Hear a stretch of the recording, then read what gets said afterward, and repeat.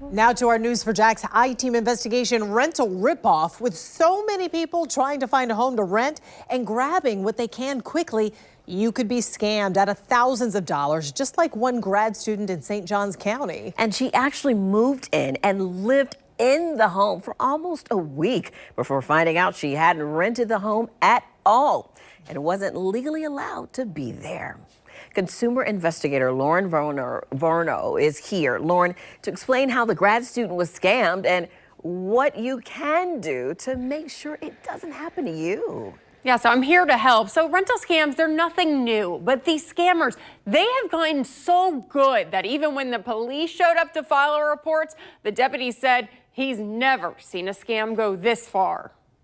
Home sweet home, or at least that's what Veranda Riccardi thought she was getting. It all seemed so real. Riccardi was looking for a place to live in January to start grad school at the University of St. Augustine. So we went online and we found the listing through Craigslist, and then we saw that it was on a bunch of all the other, apartments.com, rent.com. So we're like, okay, it's a legit sale. Riccardi says the rental price and phone numbers were different on each website, a red flag from the beginning.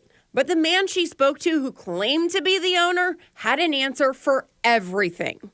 So when I contacted him, he just said one included utilities and a cleaning service, and the other one is just the house rent, which sounded pretty legit. How did you get into the house? It was a lockbox. So he just said, text me when you're there, I will give you a code to the lockbox, which made us feel like this wasn't a scam because he was able to have an access to the lockbox. Riccardi was able to get in, no problem. The two communicated back and forth by phone and text. We've talked to him plenty of times. Riccardi signed what she thought was a legitimate contract. The man who claimed to own the house even went as far as sending her a copy of a driver's license to prove he was real. It's the little things like that that he knew to say to keep it kind of a legit thing. In total, Riccardi sent the man $3,000 through Zelle. The name on the account was different than the name on the ID, but the man told Riccardi it was his wife. The money went through, and that next week, Riccardi moved in. How did you find out, okay, this was actually a scam? This guy comes up, knocks on the door, and he's just basically like, are you guys living here? And she was like, yes. And he was like, no. The man who knocked on the door, a representative for American Homes for Rent, the leasing company that property appraiser records show actually owns the property. That's when we found out that it was a scam, and he told us immediately, you have to be out by Monday. This was a Thursday. Riccardi filed a police report, but in the end, she wasn't allowed to stay in the home. When he told you had to be out by Monday, we freaked out. While Riccardi scrambled to find a new place to go, she gave us the phone number of the man she was communicating with. Please leave a message after the tone. Hi, my name is Lauren Verno. I tried calling the man about the property Riccardi was living in, but only got his voicemail. Then I received this text telling me the property I was inquiring about was no longer available, but he had a similar one in the same neighborhood available for $1,295 a month. So we're going to take that address, put it into Google, and see what pops up.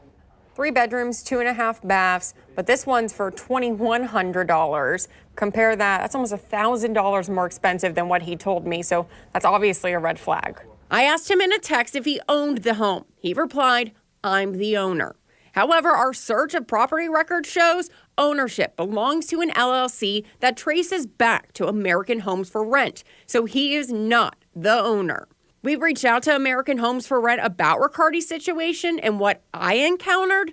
The company says they have a range of tools in place to counter and reduce the risk of rental scams occurring at our properties.